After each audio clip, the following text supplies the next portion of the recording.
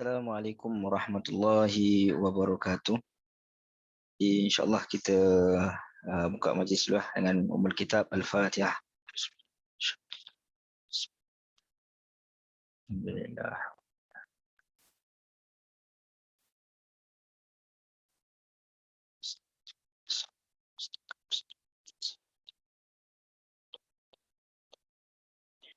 Alhamdulillah Rabbil Alamin. Wassalatu wassalamu ala ashrafil anbiya wal mursalin wa ala alihi wa sahbihi ajma'in. Rabbi shrah li sadri wa yassir li amri wahlul 'uqdatam min lisani yafqahu qawli.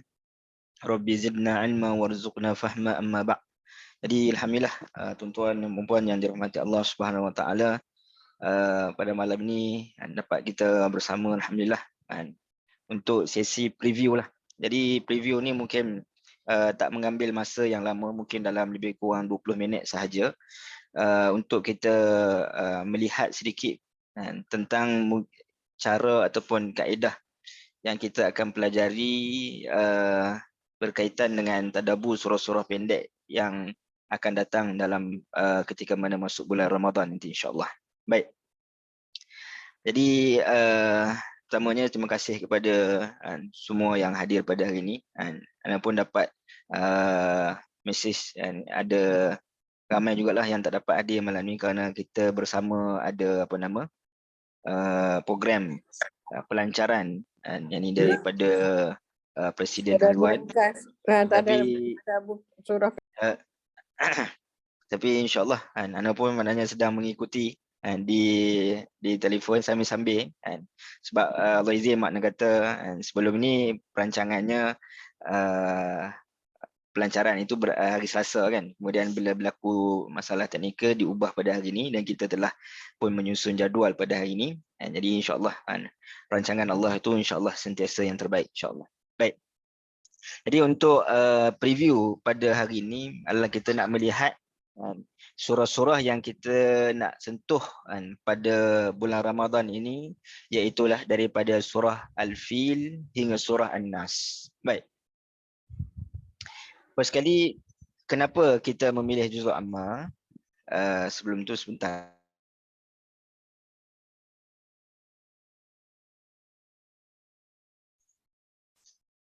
Baik. Jadi kenapa kita memilih juzuk amma? Yang pertama sekali, kita melihat juzuk amma ini adalah surahnya pendek-pendek. Kenapa surahnya pendek-pendek? Kerana dia adalah ringkasan daripada surah-surah yang panjang yang berada di permulaan Al-Quran. Ibarat kita membaca summaries daripada surah-surah yang panjang, maka ringkasannya itu ada di dalam surah-surah yang akhir, dan surah-surah yang pendek di dalam juzuk amma. Dan kalau kita melihat dalam juzuk amma ni juga adalah surah-surahnya surah yang biasa kita baca, mungkin juga sebahagian yang kita hafal ataupun kita keseluruhan yang kita hafal. Maka kita nak melihat, nak menambah nilai terhadap juzuk amma ini adalah dari sudut untuk kita memberikan ataupun kita memahami surah-surahnya. Mudah-mudahan ia menjadi salah satu bentuk penambahan dari sudut bila kita solat ini bertambah dari sudut khusyuknya dengan kefahaman itu, insya-Allah. Baik, kalau kita tengok juzuk amma ini sendiri, juzuk amma ini kita boleh katakan dia terbahagi kepada 3 perkara yang penting ataupun 3 topik yang penting yang disebutkan di dalam juzuk amma itu sendiri. Iaitulah yang pertamanya berkaitan dengan peneguhan tauhid. Yang ini sebagaimana yang Allah Subhanahu Wa Taala sebut dalam suratul Ikhlas, yang antara surah yang kita akan ambil.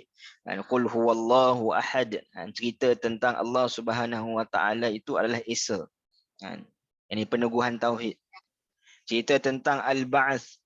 Ini tentang hari akhirat, hari yang mana manusia akan dibangkitkan semula. Dia banyak surah-surah di dalam Al-Quran. Izas sama'un fatarat, izas syamsu kuwirat. Jadi banyak surah-surah yang menceritakan tentang hari akhirat dan juga hari kebangkitan. Kemudian Allah Subhanahu Wa Taala sebutkan juga tentang al-jaza. Makna al-jaza ni apa? Adalah ganjaran yang Allah Subhanahu Wa Taala akan berikan kepada orang-orang beriman sebagai contoh dalam surah An-Nasr. Yang ini Allah berikan dari sudut kejayaan kepada orang-orang beriman. Kemudian juga kepada orang-orang yang mana menentang Islam, antaranya dalam surah Al-Masad berkaitan dengan Abu Lahab. Yakni di manakah masir, di manakah pengakhiran kepada kehidupan mereka? Sayasla naran zata lahab. Jadi itu maudhu' ataupun perkara yang pertama yang dibincangkan di dalam juzuk amma, iaitu berkaitan dengan tauhid. Bahkan ketiga-tiga perkara ni, iaitu tentang tauhid, al-ba'ts dan juga al-jaza', ini merupakan antara surah-surah yang merupakan topik yang penting di dalam surah-surah Makkiyah. Mana surah Makkiyah ni adalah surah yang diturunkan sebelum daripada Nabi sallallahu alaihi wasallam berhijrah. Bahkan dalam juzuk amma, hampir ataupun kesemua surah-surah di dalam juzuk amma itu adalah surah-surah Makkiyah. Kecuali disebutkan surah Bayyinah dan juga surah An-Nasr. Hanya ada dua surah sahaja yang mana adalah surah Madaniyah yang diturunkan selepas daripada hijrah Nabi SAW, iaitu surah Al-Bayyinah dan juga surah An-Nasr, Iza Ja'a Nasrullah. Yang lain semuanya disebutkan Makkiyah. Itu topik utama surah-surah Makkiyah. Ciri-ciri utama surah Makkiyah itu adalah menceritakan tentang tauhid, tentang al-ba'ts, iaitu tentang hari kebangkitan, dan juga al-jaza', berkaitan dengan apa yang akan didapati ganjaran ataupun balasan kepada orang beriman dan juga orang yang mengingkari ataupun orang yang kufur. Yang kedua, Allah Subhanahu Wa Taala dalam Al-Quran juga dalam juzuk amma khususnya sentiasa membawa kita untuk kita meneliti semula nikmat-nikmat yang Allah Subhanahu Wa Taala berikan. Sama ada nikmat itu bersifat umum. Di dalam Al-Quran, dalam juzuk amma, antaranya dalam surah An-Naba, Allah cerita tentang malam yang dijadikan sebagai waktu rehat, cerita tentang penciptaan jabal, yang penciptaan bukit bukau gunung ganang yang menjadi pasak kepada bumi, yang merupakan nikmat-nikmat yang menyebabkan manusia ini boleh hidup dalam keadaan aman damai dan juga boleh hidup dalam keadaan yang baik. Ini ketika mana manusia berada di atas bumi ini. Nikmat yang umum. Dan ada juga nikmat-nikmat yang khusus Allah Subhanahu Wa Taala berikan. Khusus ini dari sudut nikmat kepada individu, ataupun nikmat itu adalah nikmat yang Allah Subhanahu Wa Taala boleh berikan kepada sesiapa sahaja. Nikmat yang khas antaranya dalam surah Duha, cerita tentang Allah Subhanahu Wa Taala berikan nikmat kepada Nabi sallallahu alaihi wasallam untuk keluar daripada kemiskinan.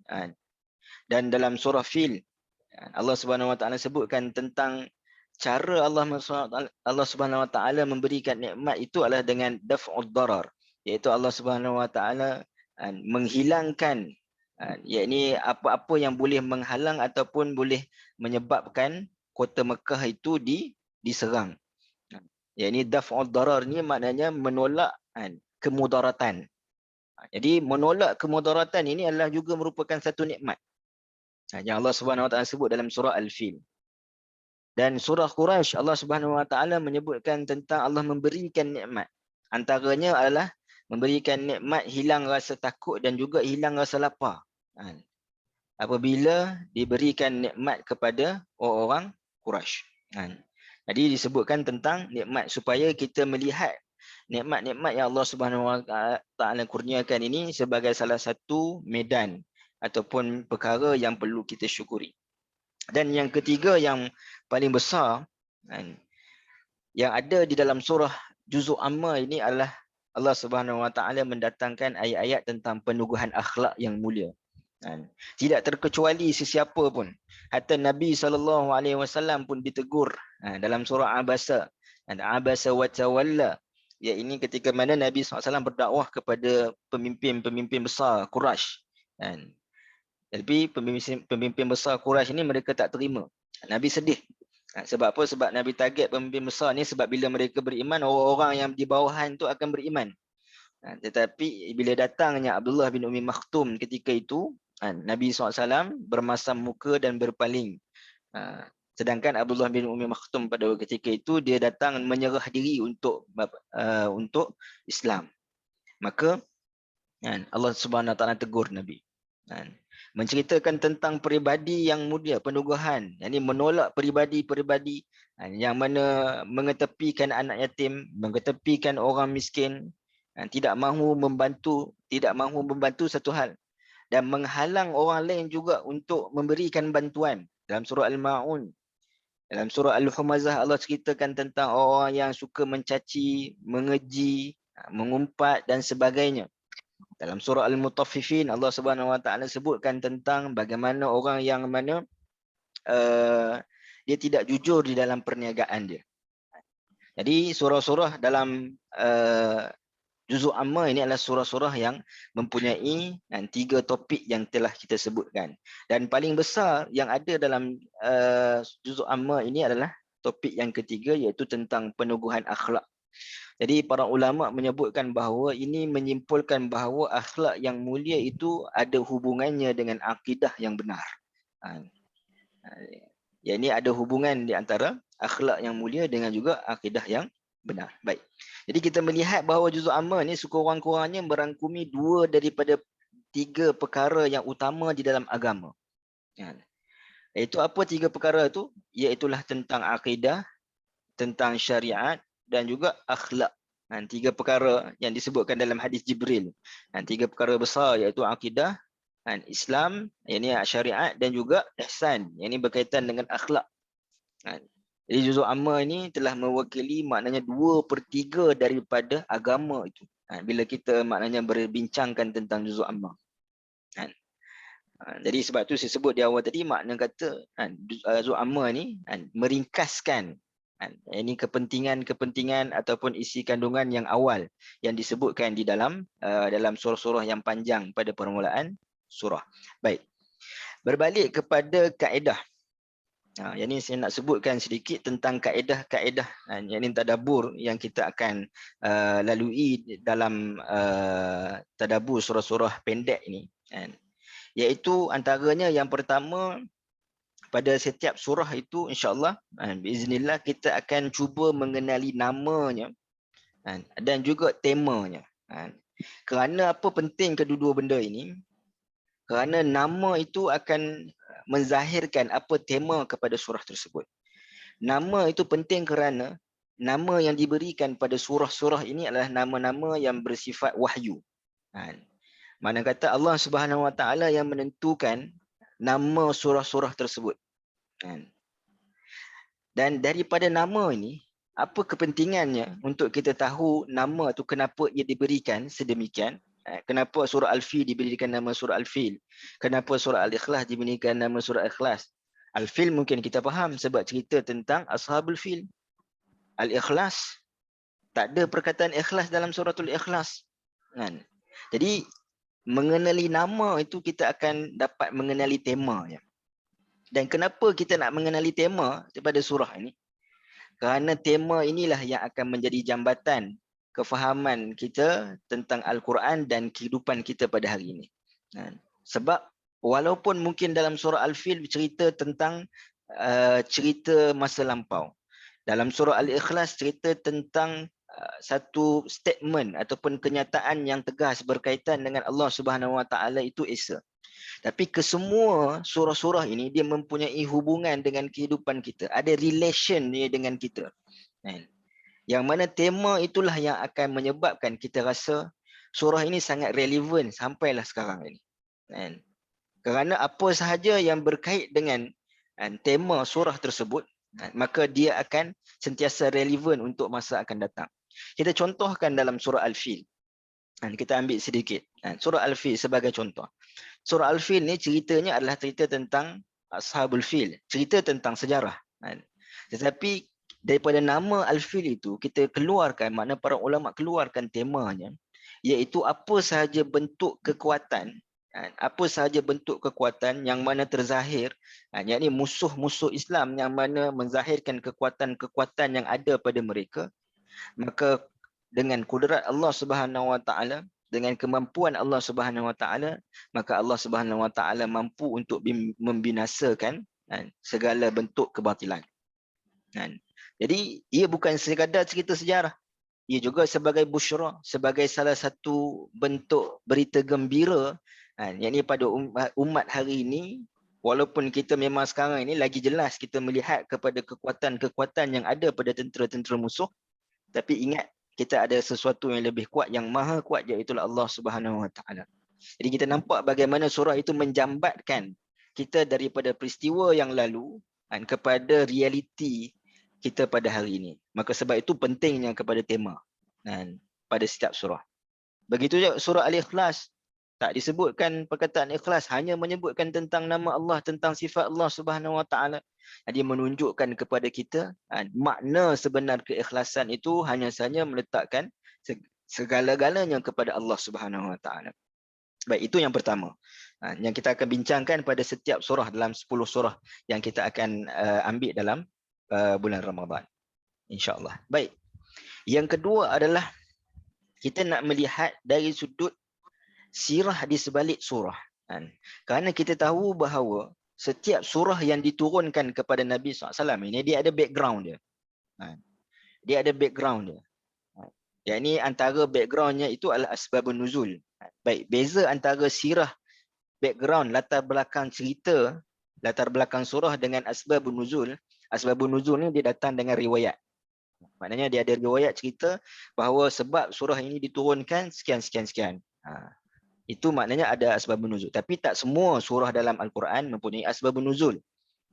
Tapi semua surah dalam Al-Quran mempunyai latar belakang yang membawa maksud. Maknanya ketika mana dia turun daripada Nabi SAW, dia sangat relevan terhadap keadaan dan kedudukan Nabi SAW ketika itu. Jadi sirah di sebalik surah. Yang ini kita tengok dalam surah Al-Masad sebagai contoh. Yang ini apa sirah di sebalik Allah Subhanahu Wa Taala mengatakan kepada Abu Lahab, celakalah Abu Lahab. Dua kali Allah kata tabbat yada abi lahabin wa tab. Dua kali Allah Subhanahu Wa Taala sebut celaka kepada Abu Lahab. Jadi apa sirah sebalik surah tersebut? Dan surah ini menunjukkan tentang Al-Masad, menunjukkan tentang kemujizatan Al-Quran kerana dia cerita benda yang akan datang. Sebab kecelakaan kepada Abu Lahab ni tidak berlaku ketika mana surah itu turun, tapi berlaku lebih kurang 10-11 tahun selepas surah itu diturunkan. Maka kita mengetahui tentang sirah di sebalik surah itu memberikan tambahan kefahaman kita terhadap kenapa Allah Subhanahu Wa Taala menurunkan surah tersebut khususnya kepada Nabi SAW. Antaranya juga surah Al-Kautsar. Kenapa Allah Subhanahu Wa Taala ceritakan Allah memberikan nikmat Kautsar ni adalah makna antaranya nikmat yang banyak. Adalah kerana di sebalik kisah Al-Kautsar itu adalah Nabi SAW telah kematian anaknya Abdullah. Maka Allah Subhanahu Wa Taala mendatangkan berita gembira dengan Allah mengatakan Allah akan memberikan nikmat yang banyak, Kautsar. Antara yang dimaksudkan dengan Kautsar adalah telaga di hari akhirat. Maka sebab itu ketika turunnya surah Kautsar, Nabi SAW setelah menerima wahyu, Nabi tersenyum. Walaupun Nabi diuji dengan kematian anak lelaki Abdullah. Kerana bagi orang Arab, kematian anak lelaki ini satu benda yang besar. Maka kita akan lebih memahami setiap surah itu apabila kita melihat kepada latar belakang kepada surah tersebut. Baik. Kemudian adalah kita akan melihat yang ketiga, cara kaedah tadabbur kita dalam tadabbur surah pendek ini adalah yang paling utama, yang utamanya kepada mukjizat Al-Quran yang merangkumi setiap huruf daripada ayat-ayat Al-Quran, iaitulah mukjizat dari sudut kebahasaan. Mukjizat paling besar dalam Quran, walaupun kita sebut tentang mukjizat sains, mukjizat maknanya dari sudut pelbagai sudut lah, mukjizat Quran, tapi mukjizat paling besar adalah mukjizat bahasa. Kerana dia merangkumi setiap huruf dalam Quran.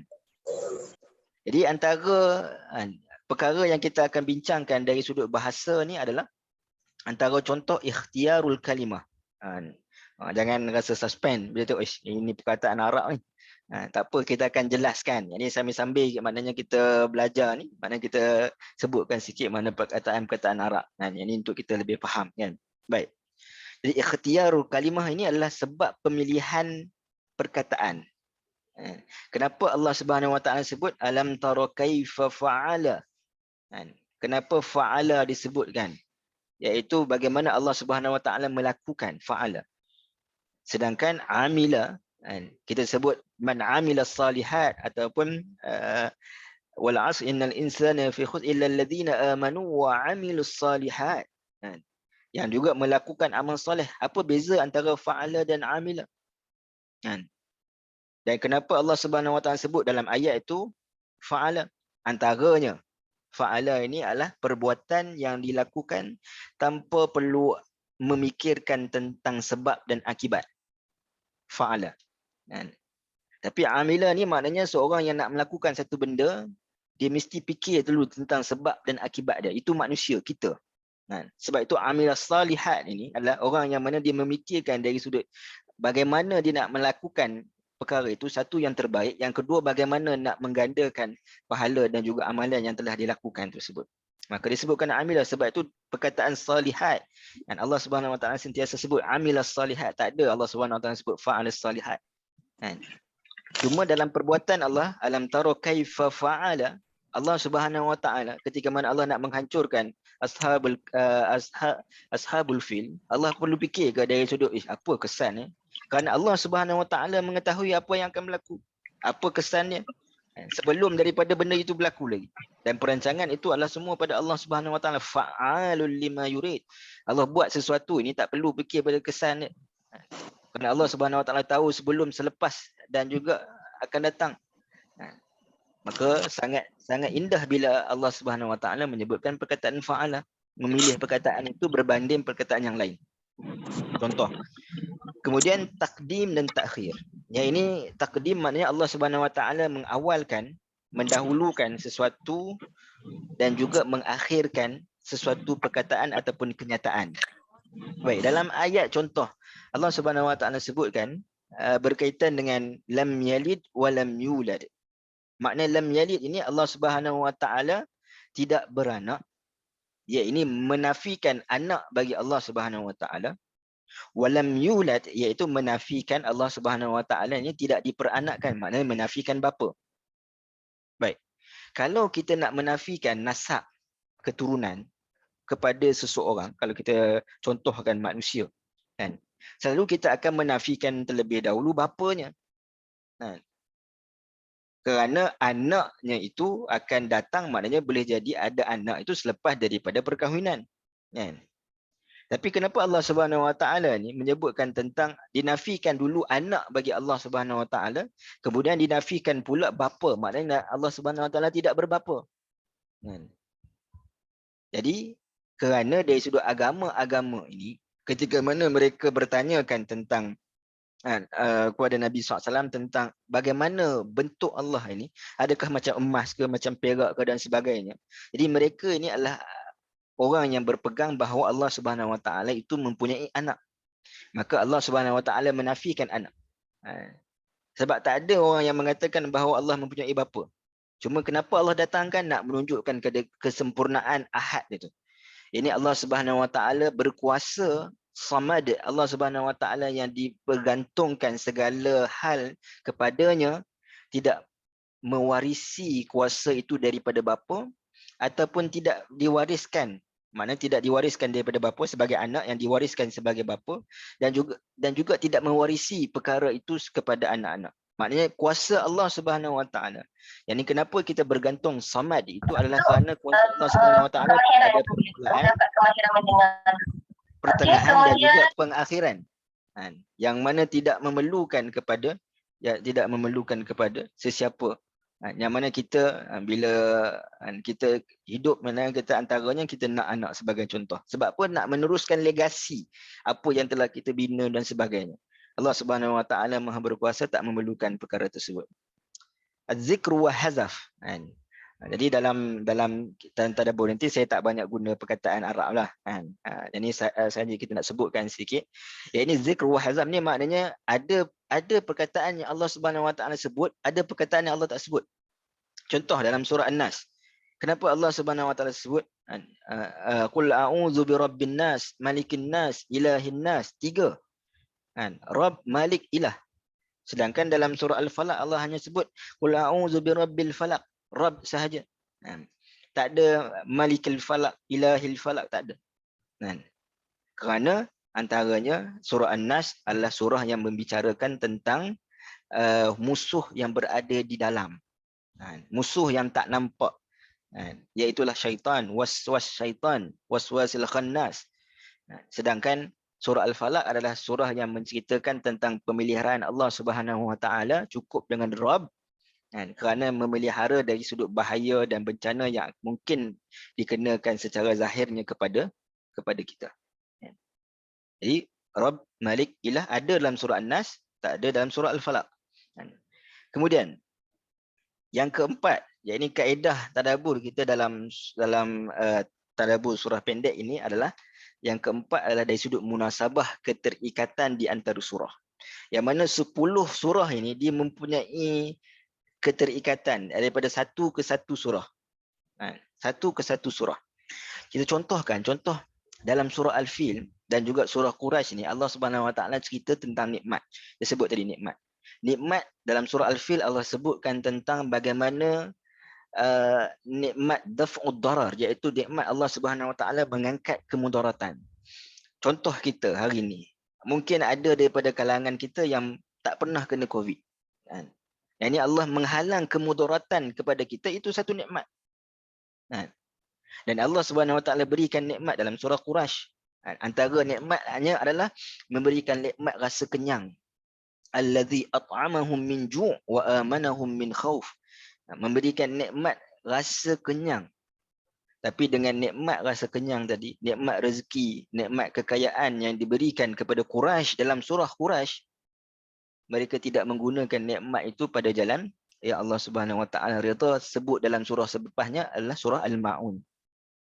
Al-Ma'un kan cerita bagaimana nikmat mereka yang mereka dapat dari sudut rezeki, mereka tak berkongsi dengan orang miskin, tidak menzalimi anak yatim, dan mereka ini adalah golongan yang mana akan hilang dari sudut kepimpinan mereka, akan dihapus dan binasakan oleh Allah Subhanahu Wa Taala. Siapa yang akan mengganti mereka ini menjadi pemimpin di Makkah, pemimpin kepada Baitullah? Allah cerita dalam surah Al-Kawthar. Inna a'tainakal kawthar. Ini cerita tentang Nabi SAW. Dan dari sudut agama apa yang dibawa oleh Muhammad ni adalah agama yang berbeza dengan agama yang dibawa oleh orang musyrikin. Dalam surah Al-Kafirun cerita tentang prinsip yang tegas. Walaupun lemah lembut dari sudut menyampaikan, dari sudut berdakwah, tetapi prinsipnya tegas dalam surah Al-Kafirun. Dan apabila menyebutkan tentang agama, cara agama yang dibawa oleh Muhammad dan juga apa yang dipegang oleh orang musyrikin, maka yang manakah yang akan menang? Maka Allah sebut dalam surah An-Nasr, yang menang itu adalah orang yang mana banyak bertasbih dan banyak beristighfar pada Allah Subhanahu Wa Taala. Siapa yang akan kalah? Maka Allah Subhanahu Wa Taala sebut dalam surah Al-Masad, cerita orang yang akan kalah. Maka apa perkara yang perlu ditegaskan di dalam dakwah Nabi SAW adalah tauhid. Yang ini menuju kepada Allah Subhanahu Wa Taala dalam surah Al-Ikhlas. Dan apabila jalan menuju kepada Allah Subhanahu Wa Taala, maka sudah tentulah kita mempunyai halangan-halangan dari sudut halangan daripada luarannya dari surah Al-Falaq dan halangan dari sudut dalamannya dalam surah An-Nas. Nampak bagaimana surah itu berhubung di antara satu sama lain. Bahkan surah Al-Fil ni boleh berhubung dengan surah yang selepasnya lagi, yakni maknanya itu surah Al-Mazah dan sebagainya, dan berhubung dengan surah-surah yang maknanya atas daripada surah Al-Fil. Jadi keterhubungan itu telah menjadi kita nampak bahawa mesej Al-Quran ni satu, lengkap, sempurna, mengandungi apa yang diperlukan oleh kita sebagai mudah-mudahan bekalan. Jadi itulah mungkin setengah jam juga sampai preview kita ini. Mungkin saya buka dulu lah, mungkin kalau ada persoalan daripada yang hadir pada malam ini, yang mungkin nak tanya tentang kita punya program yang ini tadabbur surah-surah pendek yang akan datang ni.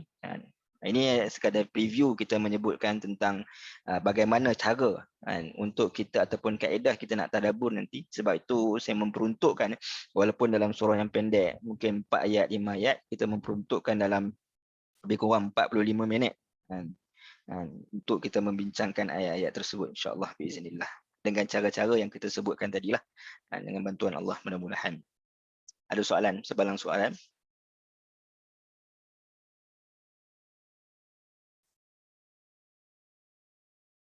Tak ada.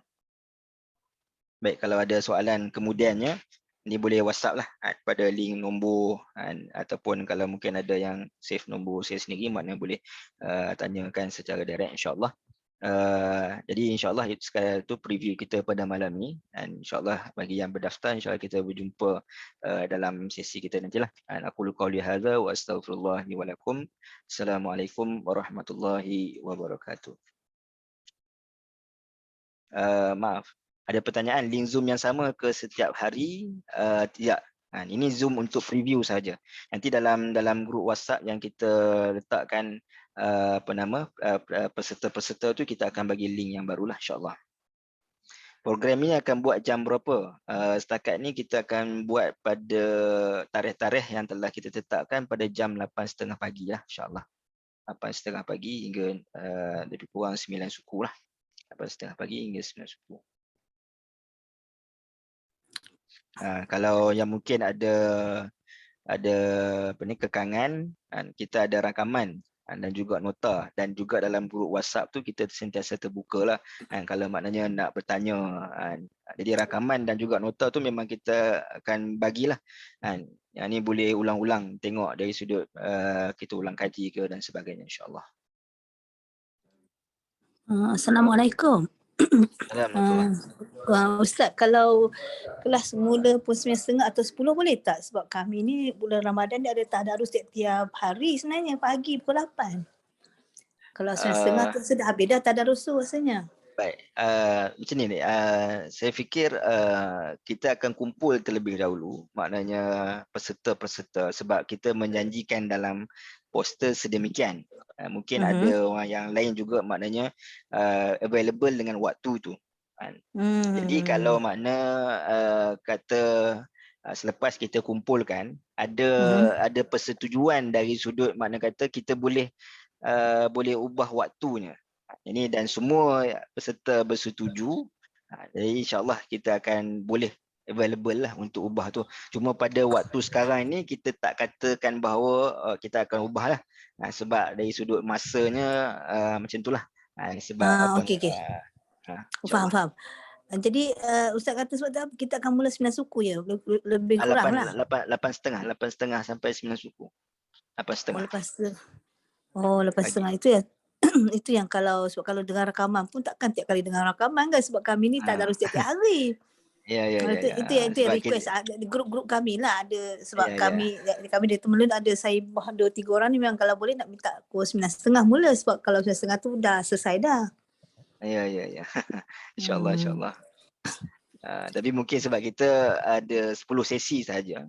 Kalau tak tahulah macam mana, mungkin kalau maksudnya ada makcik ada waktu pada 10 sesi yang tu mungkin lewatkan sikit tadarus ke macam mana, mungkin boleh adjust tak ada, dia melibatkan orang kampung kan satu, itu yang ramai tu, bukan sendiri tu. Okay, grup ngaji tu, itu yang minta 9.30 tu, request lah kalau dapat lah.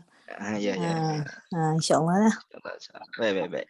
Terima kasih atas pandangan tu. InsyaAllah kita cuba pertimbangkan. Cuma macam tadi lah nak sebutkan, kita tak boleh janji buat masa sekarang ni. Kena tunggu dulu lah, maknanya. Sebab anda rasa pun kalau bulan Ramadan ni kebanyakan dia orang ni kalau ngaji start pagi pukul 8 dah mula dah rasanya. Dia orang takkan mula lambat sebab tak ada nak masak, tak ada nak kata sarapan kan. Jadi biasanya pukul 8 dia biasa mengaji lah. Ya. Itu cadangan lah kalau boleh dapat tukar, alhamdulillah. Ya, insya-Allah. Terima kasih. Sama-sama. Baik, kalau mungkin ada yang baru nak mendaftar, jadi boleh kontak dengan number ni, dan siap ana stop sharing dulu. Satu lagi, anda tengok dah borang yang Ustaz bagi tu, anda nak daftar sebab kami ni buat grup 3 orang sekarang, ada kan package yang 3 orang untuk ni kan. Jadi itulah, kalau di situ nama seorang je, kalau kata grup 3 orang tu daftarkan 3 nama ke macam mana tu, nak tanya juga tu. Kalau grup 3 orang daftarkan 3 nama tu lah, supaya kita boleh masukkan nama-nama yang tu dalam grup lah. Cuma maknanya pada bahagian borang tu lah mungkin kena ada ruangan untuk 3 nama dan 3 nombor telefon lah, sebab dia ada bila 3 nombor telefon nak dapatkan link nanti mudah kan. Memang kalau dalam borang kita dalam online tu, memang kita kalau pilih tiga pack, dia akan letakkan senarai tu memang 3 nama yang perlu diisi lah. Okey. Dan sebab kami seorang yang bayar seorang je lah, sebab kami dah decide seorang je akan bayar nanti. Ke tiga-tiga bayar ke macam mana tu? Seorang je kot. Seorang je kot kita, pada kita pakai hitung nanti share lah gitu lah. Kita seorang akan. Okey. Okey, terima kasih. Tapi kalau Assalamualaikum. Yang dalam borang daftar tu, dia untuk 3 orang, dia harga dia 200 1 sen ya. Dan 1 sen tu dia anda cuba buat dia tak ni, tapi 200 je lah. 200 je lah. 200 insya-Allah. Maaf sebab dia punya sistem tu. Sebab dia nak bahagi 3 tu dia tak boleh. Dia tak keluar sistem. Okey. Kalau gitu 195 lah, bagi 3 lagi mudah kan. Sebab kisi tu 66 tak habis 6 dia tu. InsyaAllah. Okay, dalam ruang chat tu anda ada berikan link-link.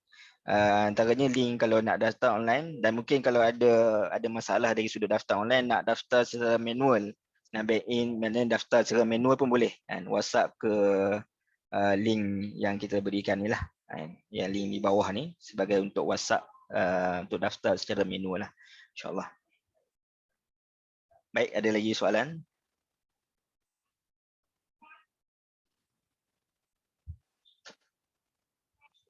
Tarikh-tarikh kelas itu ada dalam grup WhatsApp, ada dalam site ni, dalam Google tu, site tu ada dalam tu, dan insya-Allah nanti kita akan buat satu poster yang barulah sebelum mula kelas tu. Kita akan buat satu poster yang baru, kita akan letak tarikh-tarikhnya itu. Kalau ana tekan ya. Kalau tengok pada share screen sekejap. Ni katakan ada share gambar dalam grup lah. Cuma kalau kita tengok dalam yang ni, memang ada dalam ni lah. Jadi tarikh-tarikhnya, surah dan juga tarikhnya lah dalam ni. Tapi dah dihantar dalam grup gambarnya itu, dan kita akan buat poster lah insya-Allah untuk gambar-gambar tu, dan kita akan bagi reminder juga ni sebelum sehari sebelum, jika esoknya ada kelas ataupun ada sesi lah.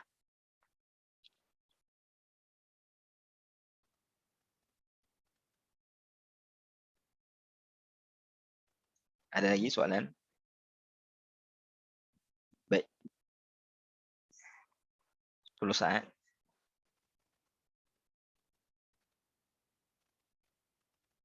Ada. Baik.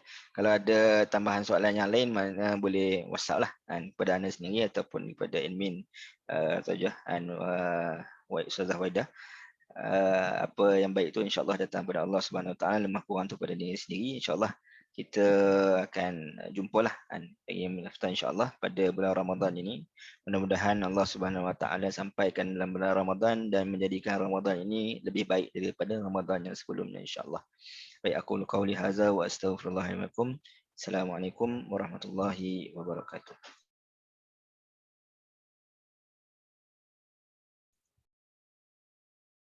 Terima kasih kepada semua insya-Allah.